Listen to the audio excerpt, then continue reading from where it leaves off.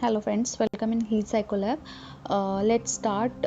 ये second chapter का second part है, तो let's start that. Alternative paradigms of research. तो psychologist suggest that human behaviour can and should be studied following the method adopted by the sciences like physics, chemistry and biology.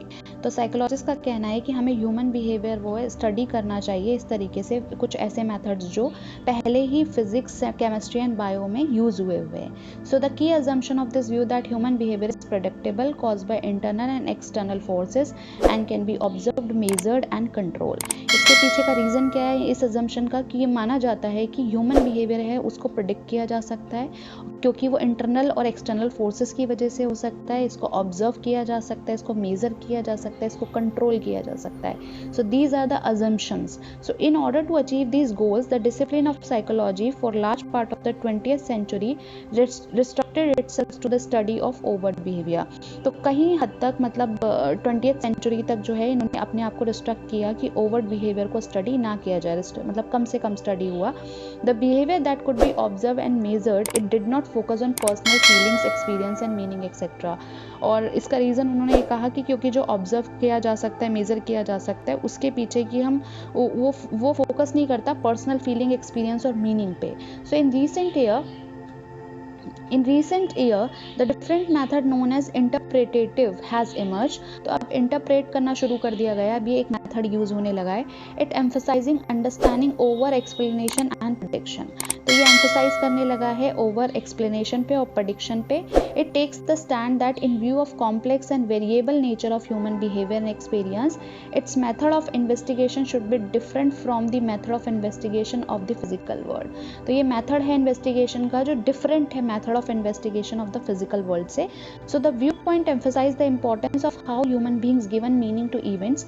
तो यहाँ पे जो emphasise दिया गया है वो ये दिया गया है कि कैसे ह्यूमन बीइंग्स इवेंट्स को मीनिंग देते हैं, अपने एक्शंस को मीनिंग देते हैं, या वो अपने हिसाब से उन्हें किस तरीके से इंटरप्रेट करते हैं as they occur in a particular context, जिस कंटेक्स्ट में वो होते हैं। So let us take the experience that में occur in some unique context. तो ऐसे कुछ एग्जांपल्स लेके समझते हैं, such as person experiencing suffering due to external factors.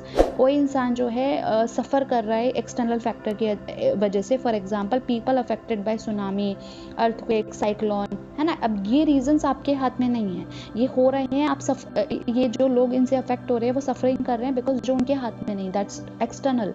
And internal factors की बात करें तो इंस्टेंट्स प्रोलॉन्ग्ड इलनेस, यानी मान लो किसी को कोई बहुत लंबी बीमारी हो गई है, वो इंटरनल फैक्टर्स हो गए। So in such type of situations objective measurement is neither possible not desirable. तो इस तरह की सिचुएशन में ऑब्जेक्टिव मेजरमेंट्स जो होते हैं उतना पॉसिबल होते हैं, ना ही डिजायरेबल होते हैं। So everyone interprets reality in his or her own way based on past experience and context. तो हर कोई अपने हिसाब से अपने पास्ट एक्सपीरियंस और कंटेक्स्ट के बेसिस पे उनको इंटरप्रेट करता है। जैसे हमने पहले भी देखा था कि हमने फर्स्ट चैप्टर में भी पढ़ा था कि मेरे उस सिचुएशंस को रह के क्या एक्सपीरियंस रहे हैं, उसके बेसिस पे हम डिसाइड करते हैं दैट वाज राइट और रॉन्ग, है ना। तो उस बेसिस पे होता है कि आपका एक्सपीरियंस कैसा रहा, पॉजिटिव रहा या negative. Therefore we need to understand the subjective interpretation of the reality. इसलिए हमें अंडरस्टैंड करने की ज़रूरत है subjective interpretation of the reality की। So the goal is here to explore the different aspect of human experience and behaviour.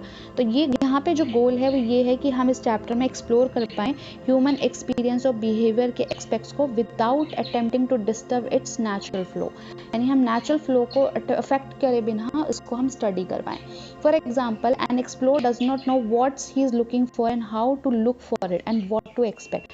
तो यहाँ पे जो एक्सप्लोरर है उसको ये ना पता हो कि वो क्या एक्चुअली एक्सप्लोर करना चाह रहा है एंड वो कैसे देखना चाह रहा है और वो क्या उस चीज़ से एक्सपेक्ट कर रहा है। Whether he or she tries to map an uncharted wilderness with little or no prior knowledge of the idea। तो मतलब ये ना बेस्ड ऑन योर बायसेस नहीं होना चाहिए, बल्कि ऐसा कुछ होना चाहिए जो आपके मतलब बिल्कुल भी बायसेस से हटके हो। तो आपकी पहले से कोई अगर एक्सपेक्टेशन या कुछ होगी तो उस पर कहीं ना कहीं बायसनेस फॉर्म्ड हो जाएगा।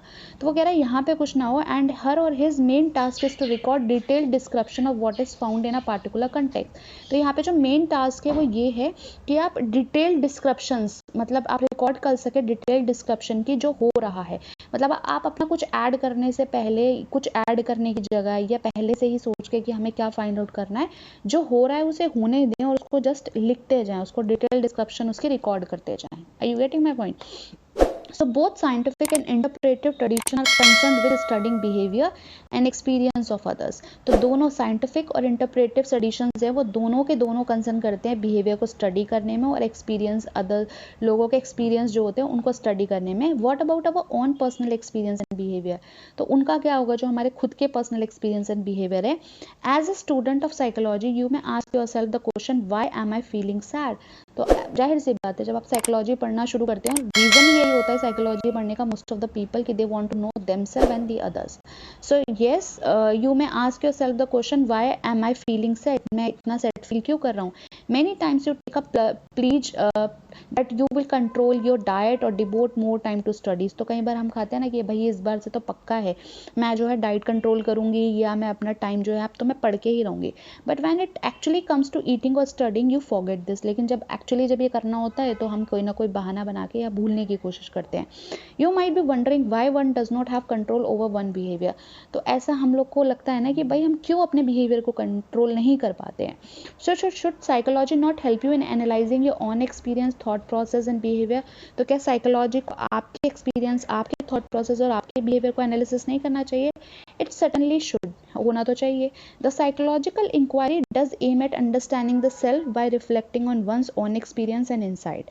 तो साइकोलॉजिकल इंक्वायरी जो होती है उसका एम ही होता है कि वो अपने आप को समझा सके, मतलब हम अपने आप को समझ सके. Understanding the self by reflecting on one's own experience and insight. और कैसे अंडरस्टैंड कर सके, हमारे जो खुद के एक्सपीरियंस और इनसाइट है उनको देखकर, उनको समझकर, उनको एनालिसिस कर कर. Okay, so that's about, and the next topic I'll start in a next video. And I'll request you to please subscribe my channel because I want to provide you more things in community box, and I can get the community section when I'll get the 1000 subscriber. So I really want it because I'm seeing that the most of the people are coming and watching my videos, but they are not subscribing. So please subscribe, I want to provide you more. Thank you so much.